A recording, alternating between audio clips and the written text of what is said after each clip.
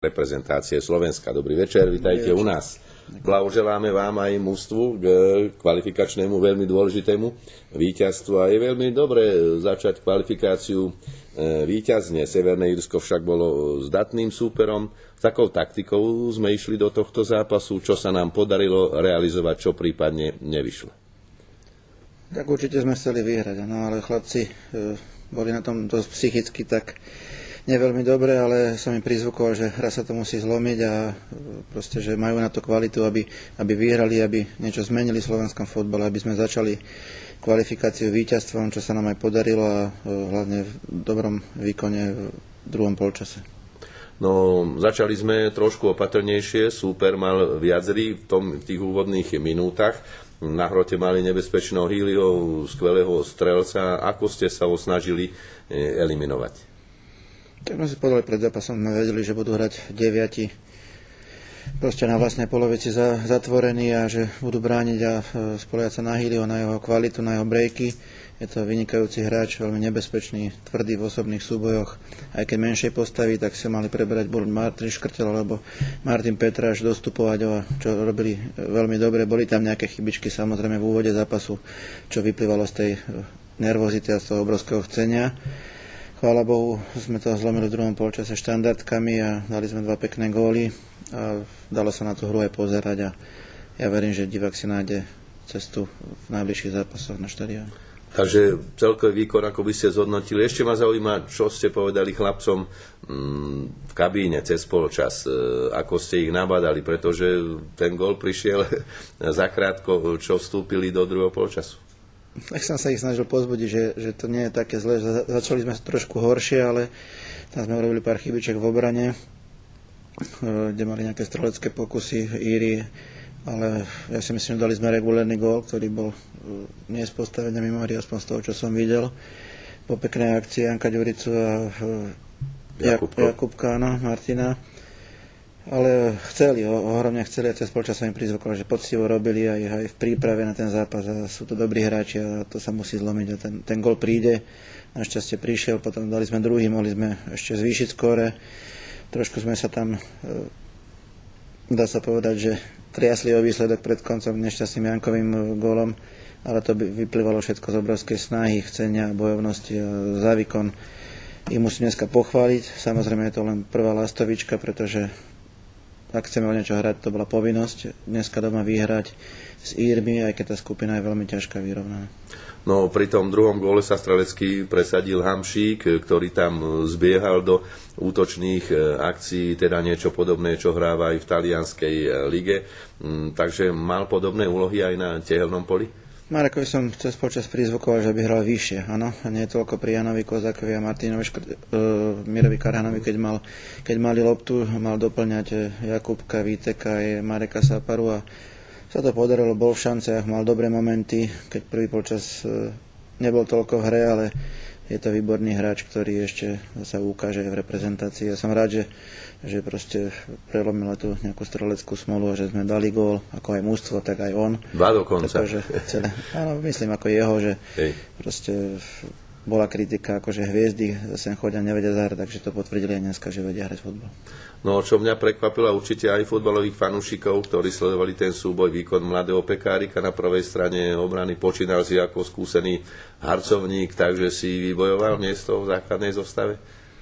Tak hral výborne, áno, aj s Marekom Saparom na pravej strane sa doplňali, Peky to mal prečíslovať z tej zadnej línie, na čo sme sa v príprave pripravovali. Je to hráč, ktorý ovláda loptu, ktorý má výborné zrýchlenie, dobre číta hru do ofenzívy a proste hral výborne, takže uvidíme. Na Slovensko možno bude iná taktika, je to iný zápas, ale tí hráči ma dneska nesklamali ani jeden. No, už sme spomínali, že aj vy ste hovorili Slovinsko, Poľsko, remíza, takže to je pre Slovincov veľmi cenný určite výsledok. Ako toto treba zmení ich náladu určite v tom dobrom slova zmysle, tak ako u nás to víťazstvo nás nabudilo, aj o nich určite to bude veľmi dobrý zápas. Tak samozrejme, Slovenci majú silné mužstvo, áno, majú vysokých hráčov, rýchlych, hrajú v systéme 4-4-2, proste veľmi disciplinovane, aspoň to, čo som mohol vidieť a čo mi Boris Kytka robil rozbor zápasu. dneska bol takisto v Poľsku a robí výborné analýzy a veľmi mi pomáha, takže pripravíme sa od zajtra na Slovinsko, bude určite vypredaný krásny štadión v Maribore, takže prostredie budú aj výborné, ale ja si myslím, že našich hráčov plné tribúny vybičujú takému výkonu, aby sme neodchádzali sklamaní zo Slovenska. Je treba v tom kádri, ktorý máte, situácia taká, alebo teda sú ešte hráči, s ktorými rátate v tom širšom kádri, ktorí prípadne ešte v budúcnosti by prichádzali do úvahy, že by boli nominovaní. Máme dostatok širokého kádra, pretože môžu pri zranenia, výpadok formy a tak ďalej, čiže bude treba pomýšľať. Samozrejme, vždycky je ten káder taký, aký je. Aj tí slovenskí fotbalistov zase nie ich tisíce, že by sme si mohli vyberať, ale ja som spokojný s tými, čo máme. Samozrejme, Stanko Šestak sa nám zranil, ktorý nám trošku chýbal dneska. Možno by sme hrali ináč, ale vyhrali sme, čiže musíme vedieť si nahradiť každého hráča, ktorý je marod alebo ktorý je vykartovaný. Preto som zobral do kadra aj viacero hráčov a odchádza celý kader aj do Slovenska. No, Hološko už bude k dispozícii? Áno, Filip bude pripravený do Sú nejaké také zdravotné problémy po tomto stretnutí, alebo len bežné veci futbalové? Zatiaľ si myslím, že všetko je v poriadku, taká únava určite, aj Víťo sa trošku sťažoval pred koncom zápasu, preto išiel dole, ale nejaké mimoriadne zranenie nemám nahlásené. No už ste o tom trošku hovorili, o tom diváckom záujme, žiaľ, opäť si fanúšikovia nenašli cestu vo väčšom množstve na tehelné pole, ale možno práve takýto výsledok víťazstvo naštartuje aj ten divácky záujem. Ja som s tým počítal, ja som aj hráčom, chlapcom hovoril, že treba ľudí zobudiť a treba zmeniť myslenie aj futbalistov na Slovensku, takisto potom si nájde cestu aj divák, že proste takýmto výkonom určite dneska si prilákali divákov na ďalší zápas, musíme to potvrdiť, alebo chceme to potvrdiť v Slovinsku a potom máme dvojzápas v San Maríne a doma s Poľskom a verím, že ľudia nás prídu pozbudiť, že sa takisto zobudia tie ich futbalové srdcia a že ten hráč alebo slovenský hráč im dneska ukázal cestu, že ako by sme chceli hrať. Verbe tomu, však futbal sa hrá pre divákov. No, aký je, už vieme teda, že v stredu hráme v Slovensku, v Maribore na novom štadióne, aký je teda ten najbližší program mužstva dovtedy, než odídete do Slovenska? Tak dneska majú chlapci do jednej voľno, áno, niektorí tam mali rodiny, prišli ich pozrieť na hotel, alebo dal si im proste voľno do jednej. Ráno máme tréning o 10:00, regeneračný, tí, ktorí nehrali, budú trénovať a v pondelok máme do obedu ešte jeden tréning a po obede odchádzame do Slovenska. Ďakujem pekne, naším hostom bol reprezentačný tréner Vladimír Weiss. Bol to asi váš taký veľmi dôležitý zápas, potrebovali ste sa aj vy v tej reprezentačnej stoličke uchytiť. Boli to veľké nervy pre vás? Dá sa povedať, že bol to taký emotívny zápas, ťažký, pretože tá zodpovednosť je trošku iná.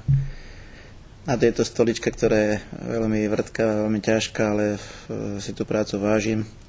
Je to zodpovedná robota a verím, že posunieme sa o nejaký krok ďalej, pretože som presvedčený, že tí hráči na to majú.